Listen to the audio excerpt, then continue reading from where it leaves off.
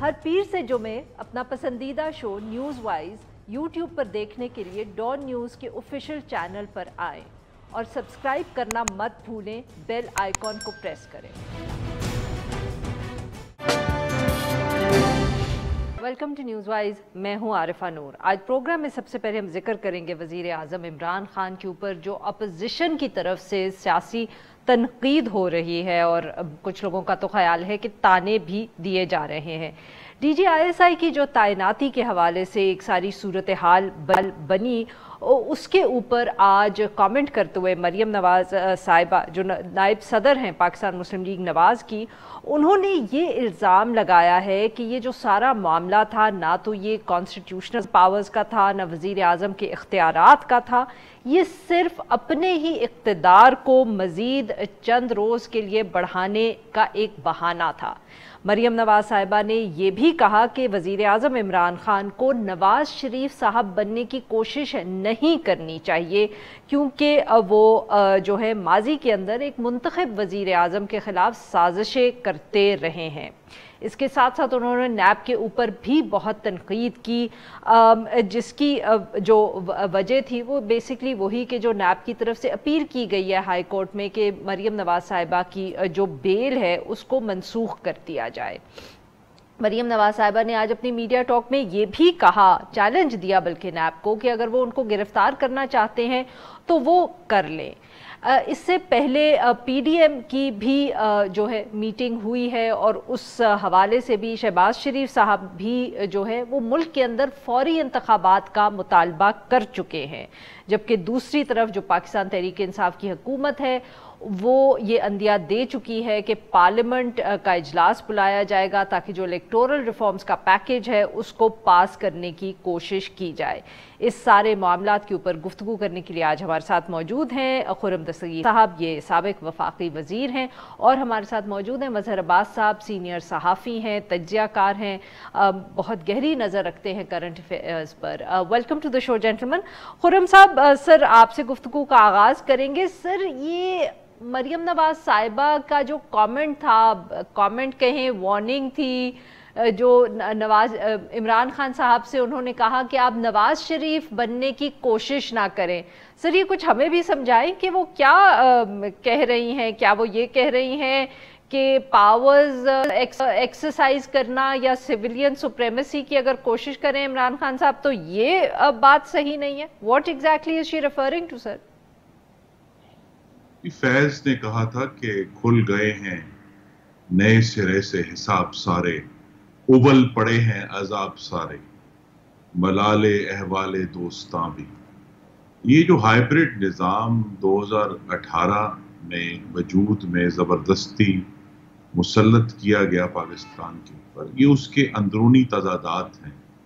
और सबसे बड़ा तजाद ये है कि इमरान खान का जो हुकूमत है वो एक नालायक फॉशिस्ट का सर्कस है।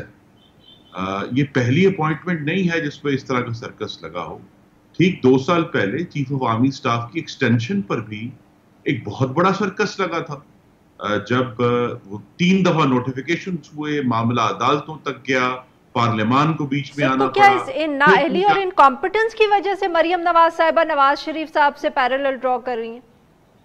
जी नहीं, नाअहली और इनकॉम्पिटेंस एक इसमें फैक्टर है कि अगर इनमें अहलियत होती तो ये जो नया अजाब उबला है, उबल पड़े हैं अजाब सारे, इससे बचा जा सकता था। और ये जो पूरी तशवीश और ये सिविल मिलिट्री सिचुएशन जो पूरी खुलकर सामने आ गई है, ये ना खुलती अगर इनके अंदर अहलियत होती। अहलियत नहीं है तो ये सारा इशू है। और फिर जब उसके बाद जब मिसमैनेज हुआ तो फिर नया मामला खुल गया कि भाई ये क्यों ये इशू क्रिएट हुआ है।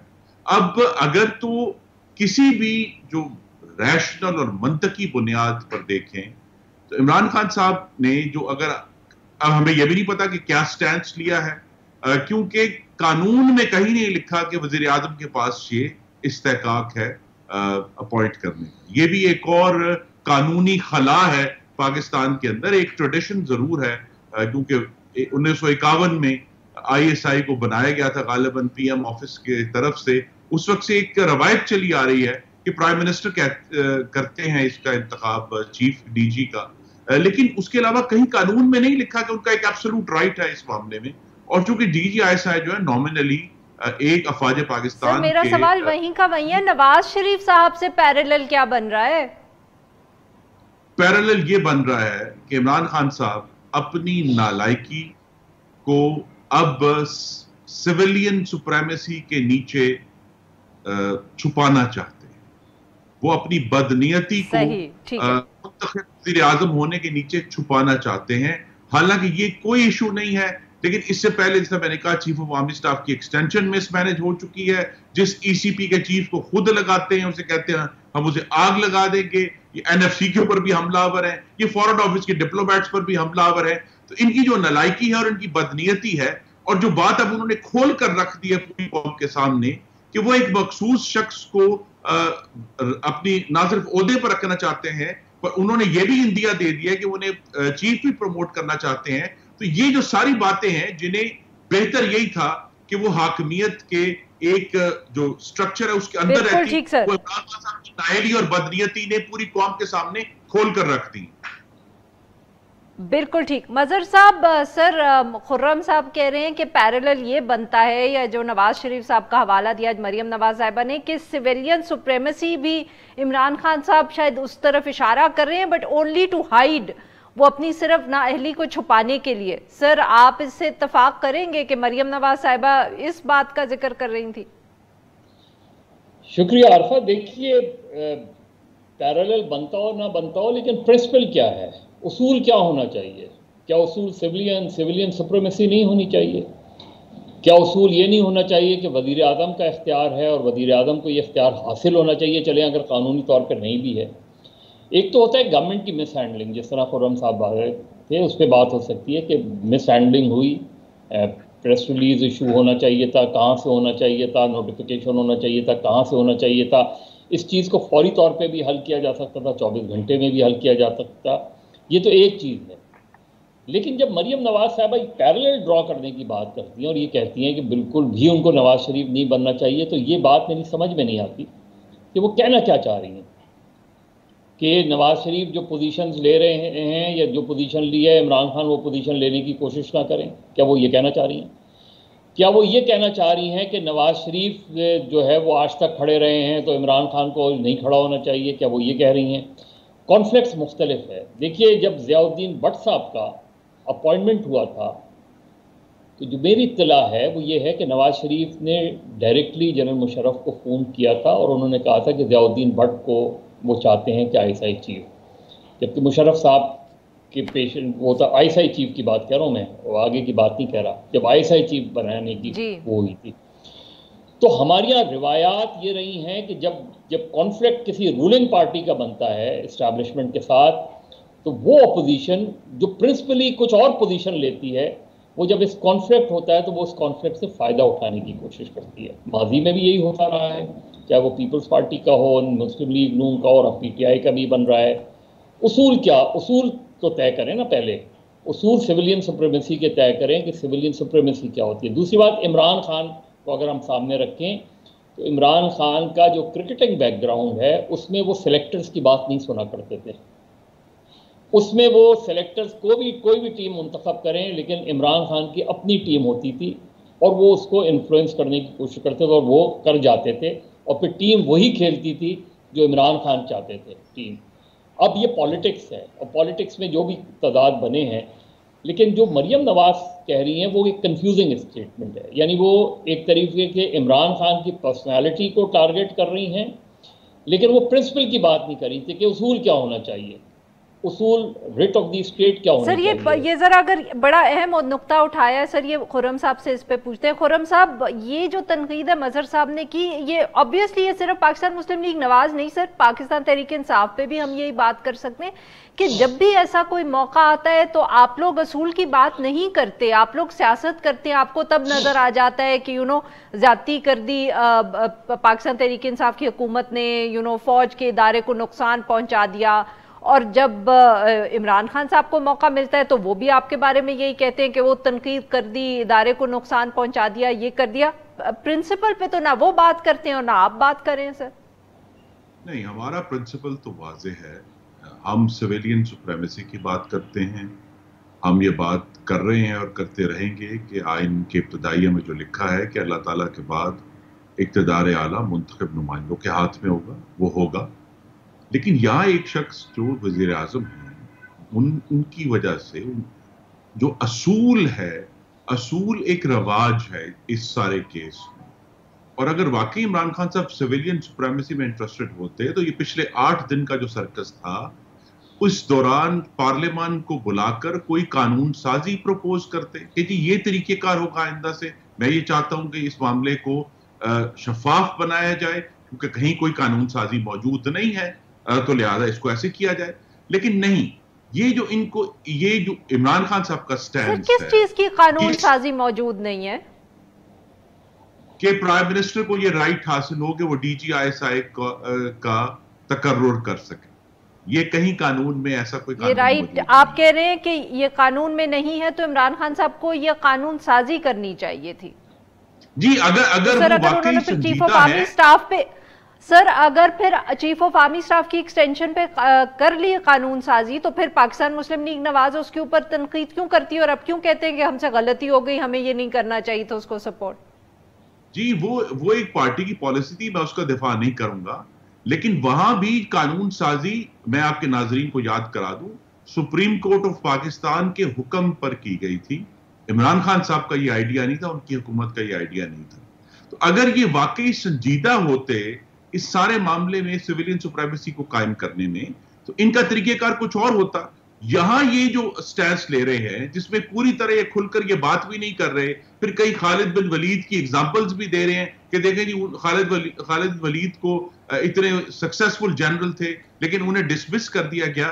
یہ کنفیوژن پھیلا رہے ہیں اس سارے معاملے میں، اس بات کو چھپانے کے لیے کہ ان کی حکومت کا دار و مدار دراصل جو ہے وہ چند انڈیویجولز کے اوپر تھا، جس کے اوپر یہ سمجھتے ہیں کہ اس کے ذریعے اپوزیشن کو کچلا گیا ہے، اپوزیشن کے جو رائٹس ہیں ان کو پامال کیا گیا ہے، اور اپوزیشن کو کچلنے کے لیے، مزید کچلنے کے لیے، آنے والے الیکشن سے پہلے انہیں ڈسکوالیفائی کرنے کے لیے ایک ایسے انسٹرومنٹ کی ضرورت ہے جسے وہ اس وقت سمجھتے ہیں کہ ان سے چھینا جا رہا ہے. بالکل ٹھیک سر.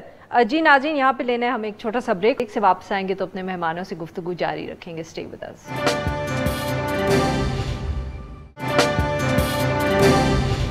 ویلکم بیک ناظرین. ہم گفتگو کریں خرم دستگیر خان صاحب سے اور مظہر عباس صاحب سے، اور ہم بات کریں جو سیاسی صورتحال ہے اس حوالے سے. مظہر صاحب، آپ اصولوں کی سر بات کر رہے تھے. آج مریم نواز صاحبہ کی جو میڈیا ٹاک تھی اس کے اندر کچھ انہوں نے عمران خان صاحب کے حوالے سے اس طرح کی گفتگو کی کہ بہت تنقید ہوئی کہ انہوں نے ذاتی حملے کیے ہیں جو شاید ان کو نہیں کرنے چاہیے تھے. اس کے بعد حکومت کی طرف سے بھی پریس کانفرنس کی گئی، اس میں بھی انہوں نے جو گفتگو کی وہ بھی اتنی ہی نامناسب تھی، if one can say so. تو سر، بڑے اصول تو دوسری طرف ہم یہ کیوں نہیں ابھی تک سیٹل کر پائے؟ اتنی چھوٹی سی بات کہ سیاستدان ایک دوسرے کے اوپر اس قسم کے ذاتی اور ذرا نامناسب حملے تو نہ کرے. تنقید جو ہے وہ سیاست کے حوالے سے ہونی چاہیے. عارفہ، یہ اس لیے ہے کیونکہ ہماری پولیٹیکل پارٹیز بدقسمتی سے ان کا جو ڈیموکریٹک اسٹرکچر ہے وہ تو ڈیموکریٹک اسٹرکچر ہے ہی نہیں. یعنی آپ کیا کوئی ضابطے نہیں ہیں، کوئی ضابطہ اخلاق نہیں ہے، امنگ دا پولیٹیکل پارٹیز نہیں ہے، with in the political parties نہیں ہے. اور جب آپ ایک طے ہی نہیں کرتے، مجھے بتائیں کہ کبھی بھی کوئی اگر اس طرح کی بات کرتا ہے تو اس سے بلا کے آپ یہ پوچھتے ہیں کہ جی یہ باتیں نہیں کرنی، اور کوئی اصول طے کرتے ہیں چاہے اپوزیشن ہو یا گورنمنٹ ہو کہ ہمیں اس لیول تک نہیں جانا چاہیے، یہ پرسنل اٹیکس نہیں ہونے چاہیے، اس طرح کے ریمارکس نہیں ہونے چاہیے.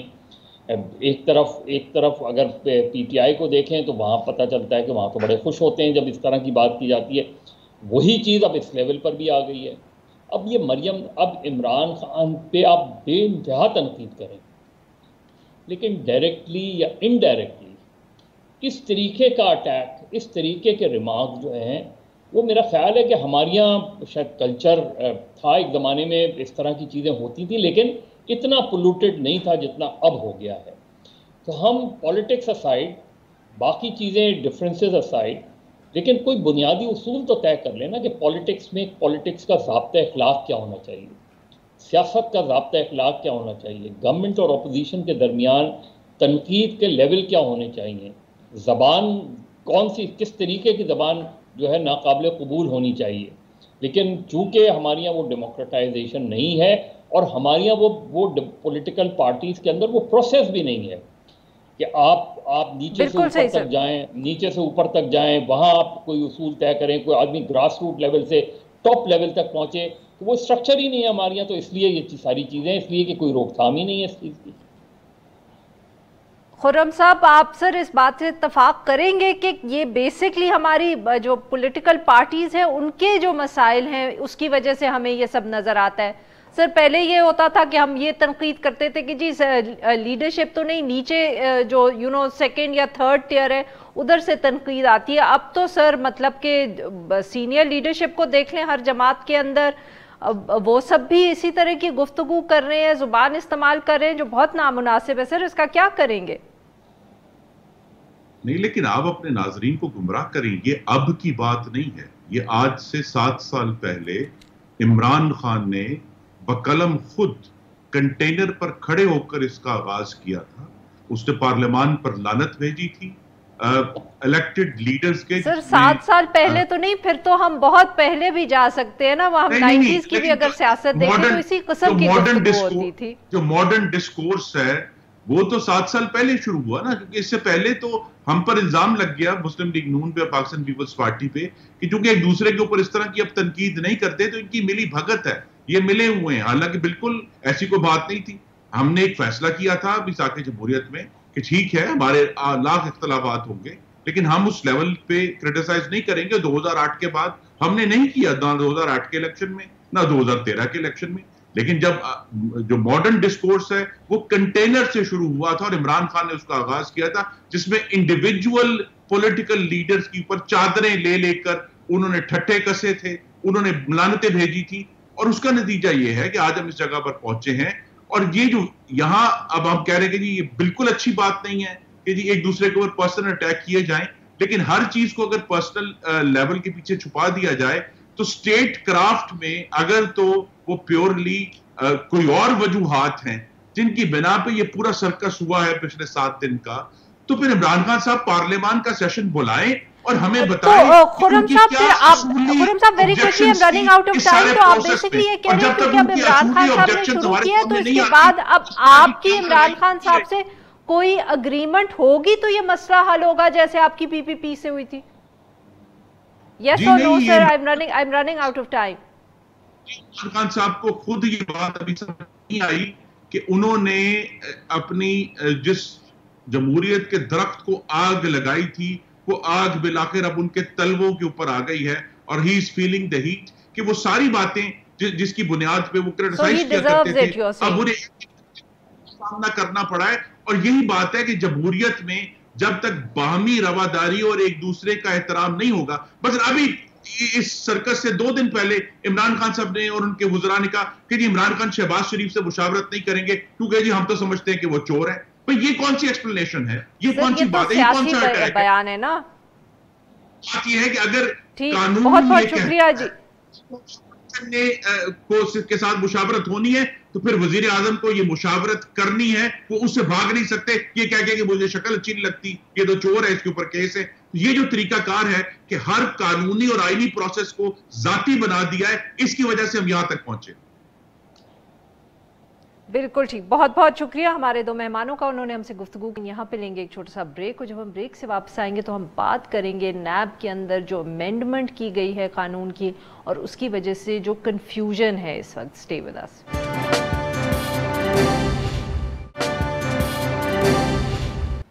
ویلکم بیک ناظرین.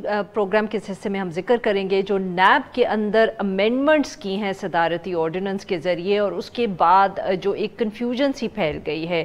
6 اکتوبر کو جو یہ امینڈمنٹ کی گئی اس کے اندر کچھ فیصلوں کو, کچھ لوگوں کو, کچھ کیسز کو نیب کے اختیارات کے اختیار سے باہر کر دیا گیا. مگر سوال یہ اٹھ رہا ہے کہ یہ نئے کیسز کے لیے ہے 6 اکتوبر کے بعد جو سامنے آئیں گے, یا جو پرانے کیسز اس وقت چل رہے ہیں ان کے اوپر بھی یہ ایگزیمپشنز اپلائی کریں گی؟ کیونکہ آبویسلی کچھ کیسز کے اندر جو انڈیویجولز ہیں انہوں نے ابھی سے درخواستیں دائر کر دی ہیں، اور کیونکہ ابھی کلیئرٹی نہیں ہے تو اس لیے نیب نے بھی فی الحال کوئی فیصلہ نہیں کیا. وہ انتظار کر رہے ہیں جو اس وقت سمری آئے گی یا ایڈوائس آئے گی لا منسٹری سے. اس معاملے کے اوپر گفتگو کرنے کے لیے آج ہمارے ساتھ ہیں شاہ خاور صاحب، سینئر لائر ہیں، لیگل ایکسپرٹ ہیں، اور ہمارے ساتھ موجود ہیں ملک اسد صاحب، یہ ڈان اخبار میں کام کرتے ہیں، کورسپونڈنٹ ہیں اور ہائی کورٹ اور لیگل ایشوز کے اوپر رپورٹ کرتے ہیں. ویلکم ٹو دا شو جینٹلمن. جی شاہ خاور صاحب، سر آپ سے گفتگو کا آغاز کریں گے. یہ سر جو کنفیوژن ہے جس قسم کی، obviously نیب کے جو کا موقف ہم نے کورٹس کے اندر ایک دو کیسز کے اندر دیکھا ہے وہ بالکل مختلف ہے. ان کے خیال میں 6 اکتوبر کے بعد کے جو کیسز ہیں ان کے اوپر اپلائی کرے گا. جو لوگ ایسے کیسز میں اس وقت ملوث ہیں وہ obviously بہت امید لگا کے بیٹھے ہیں. سر آپ کیسے دیکھ رہے ہیں اس کو، اور کیا وجہ ہے آپ کے خیال میں اتنی کنفیوژن کیوں نظر آ رہی ہے ہمیں؟ دیکھیے عارفہ، مجھے تو اس میں کوئی کنفیوژن نظر نہیں آ رہی. یہ جو سیکنڈ امینڈمنٹ آرڈیننس ہے 2021 نیب کا، یہ تو بڑا کلیئر ہے. اگر نیب کو یہ چیز نظر آ رہی ہے، یہ سمجھ آ رہی ہے کہ جب تک نئے چیئرمین نیب کا تقرر نہیں ہوگا اور جو انکمبنٹ موجودہ چیئرمین ہیں وہ اس وقت تک عہدے پہ براجمان رہیں گے، جب تک نئے چیئرمین کو کی تقرری جو طریقہ کار دیا گیا ہے اس کے مطابق نہیں ہوگی، اور جب تک وہ چارج نہیں لے لیں گے. یہ تو انہوں نے فوری طور پہ بغیر اینی ایمبیگوٹی انہوں نے اس بات کو تو سمجھ لیا ہے. لیکن اس میں ایک بڑی کلیئر کٹ اس میں پروویژن ہے. وہ یہ لکھا ہوا ہے کہ ان امینڈمنٹس کا اطلاق جو ہے وہ جتنی بھی موجودہ جو جاری شدہ انکوائریز ہیں، انویسٹیگیشنز ہیں، ریفرنسز ہیں، ٹرائلز ہیں، اور مزید جو بھی کارروائیاں اس وقت ہو رہی ہیں اس پر ان کا اطلاق ہوگا. اس میں تو یہ تو ایسے ہی ہے جیسے کہ دیوار پہ ایک چیز لکھی ہوئی ہے جو سب کو نظر آ رہی ہے. اس میں کوئی کنفیوژن نہیں ہے. یہ ان کے صرف لیم ایکسکیوزز ہیں. اس میں منسٹری آف لا سے رائے لینے کی کیا ضرورت ہے؟ دیکھیں چیئرمین نیب خود سپریم کورٹ آف پاکستان کے سابق جج ہیں. میری بات سن لیں، میری بات سن لیں. پروسیکیوٹر جنرل ریٹائرڈ جج ہیں ہائی کورٹ کے. یہ تو ایک LLB کے فرسٹ ایئر کے اسٹوڈنٹ کو بھی یہ آرڈیننس پڑھ کے پتہ چل جائے گا کہ اس کا اطلاق ریٹروسپیکٹو ہے.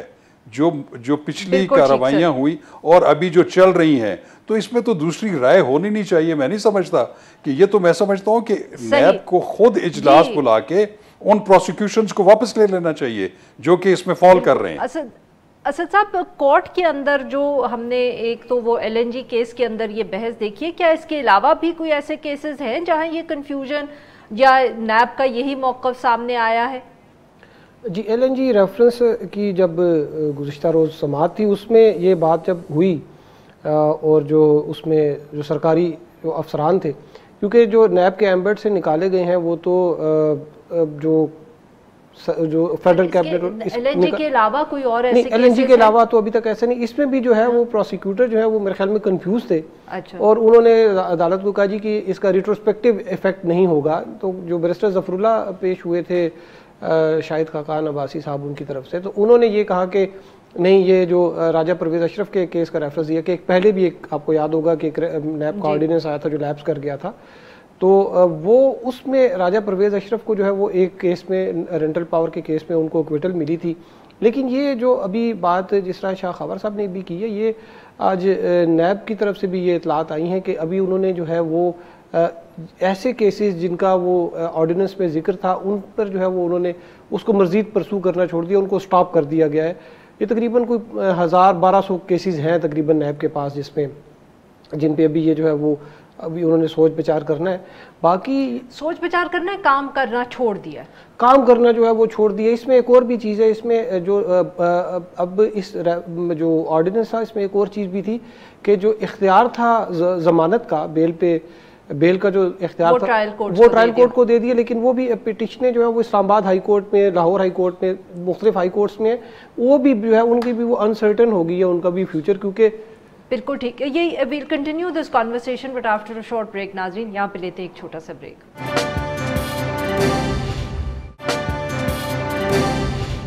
वेलकम बैक नाज़रीन, हम गुफ्तगू कर रहे हैं शाह खावर साहब से, मलिक असद साहब से, और हम बात कर रहे हैं जो ये नैब ऑर्डिनेंस आया और उसकी वजह से जो कुछ कन्फ्यूजन नज़र आ रहा है। ऑफ कोर्स शाह खावर साहब बिल्कुल इत्तेफाक नहीं कर रहे कि कोई भी कन्फ्यूजन है शाह साहब, बट यही बात जो असद साहब भी कह रहे थे ब्रेक पे जाने से पहले कि अब वो यू नो बेल्स का भी इशू है कि पिटिशन सबकी हाई कोर्ट्स में पेंडिंग है, इधर अब जो पावर है वो ट्रायल कोर्ट को चला गया है। इसी तरह कुछ लोग सवाल उठा रहे हैं कि वो कौन सी अथॉरिटी होगी जो फैसला करेगी कि कुछ केसेस जो है वो नैब से जो है उनको ट्रांसफ़र किया जाए दूसरी ऑर्गेनाइजेशंस या इंस्टीट्यूशंस की तरफ। तो सर आपको लग रहा है कि यहाँ एडमिनिस्ट्रेटिवली शायद कोई मसाइल हैं या कन्फ्यूजन है?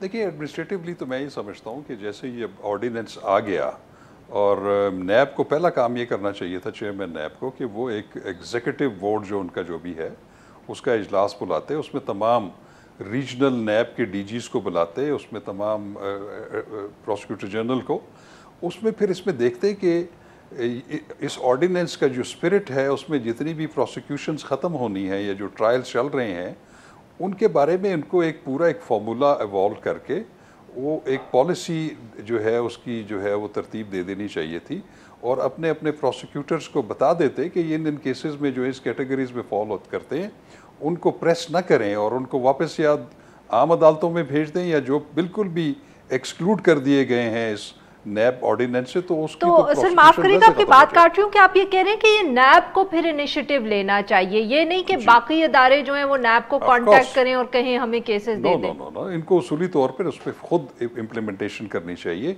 जहाँ तक जो केसेस कोर्ट्स में है, जैसे अभी आपने बताया कि जो पेंडिंग बेल एप्लीकेशंस पड़ी हुई हैं हाई कोर्ट्स में या सुप्रीम कोर्ट ऑफ पाकिस्तान में, क्या ये ऑर्डिनेंस आने के बाद वो दोबारा रिवर्ट बैक हो जानी चाहिए?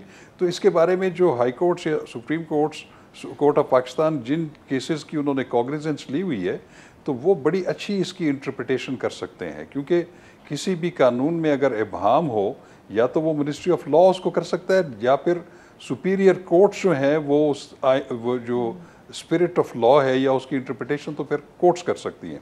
लेकिन बाकी मैं नहीं समझता कि कोई कन्फ्यूजन है।